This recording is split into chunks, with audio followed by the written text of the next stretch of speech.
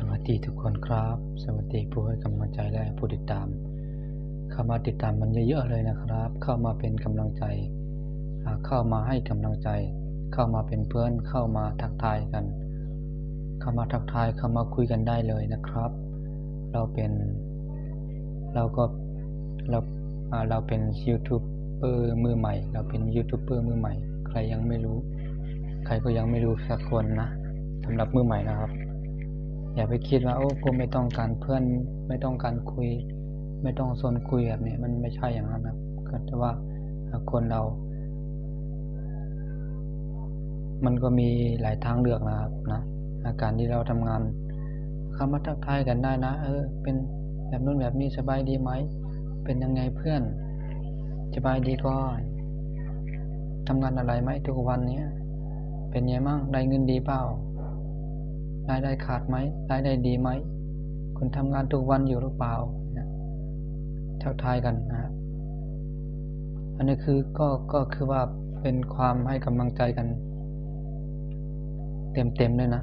เป็นความให้กำลังใจกันเป็นไงบ้างสบายดีไหมแล้วไปอยู่ต่างจังหวัดต่างแดนอย่าไปลืมกันเด้อทักทายกันบ้างนานๆคุยกันโทรคุยกันบ้างส่งข้อความมากันบ้างประมาณนี้นะเราไม่ทำงานอันนี้ก็เราก็ทำงานที่อย่างอื่นอยู่ดีถ้าคุณตกงานถ้าคุณไม่ได้ทำงานก็คือรายได้ของคุณก็ไม่ได้นะใช่ไหมรายได้ก็ขาดรายจ่ายก็เหมือนเดิมค่าแรงยังไม่เพิ่มค่ากินค่าใช้จ่ายเพิ่มขึ้นทุกปีค่าใช้จ่ายเพิ่มขึ้นทุกปีทำไมค่าแรงเรายังอยู่เท่าเดิมเราทำมาหลายปีแล้วประมาณนี้นะถ้าว่าคุณเข้าใจทำงานคุณทำงานอะไรก็แล้วแต่ถ้าคุณไม่ต้องทำงานออกแรงไม่ต้องตากแดดตากฝนไม่ต้องเสียน้ำมันรถคุณก็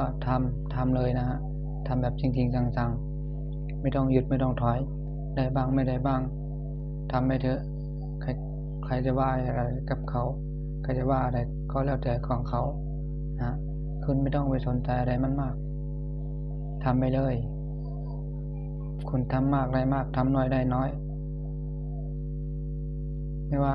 ทำงานหาเงินใน TikTok Facebook YouTube 3 ช่องทางนี้คุณจะเลือกอันไหนก็ทำไปเลยถ้าคุณทำได้หมดก็ยิ่งดีรายได้คุณจะได้เพิ่มขึ้นนะฮะ